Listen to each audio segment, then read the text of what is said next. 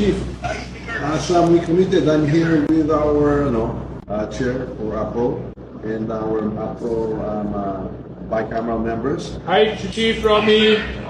Please kindly convey to the entire AFP, to our men and women in uniform, that as we committed, that the subsistence daily allowance from 150 to 350 has not only been affirmed, but has been approved and it's being signed right now, and we will ratify the bicameral report this afternoon. So please tell them that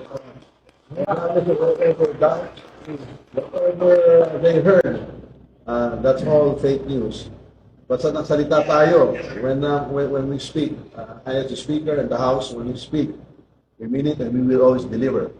You are top priority, sir. Please tell the men and women in the AFP, top priority po kayo, and we are fully committed to support all of you and keep your morale high and always take care of you. Please convey that. Ha? Mabuhay ang AFP. Mabuhay kayo lahat. Okay.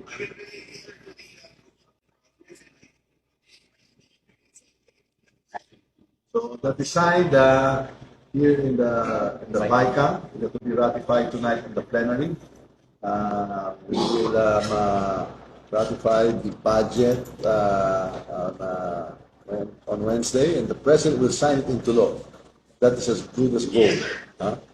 So I just wanted to allay any fears that there was anything other than what we had committed in some ballots to you and to the troops. Mabuhay.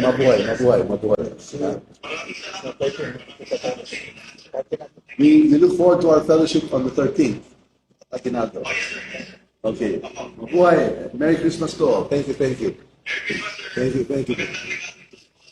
Yes. More will be coming. We'll be looking for more ways to support the troops. Assure them. We assure them more for next year as well. Thank you. Thank you.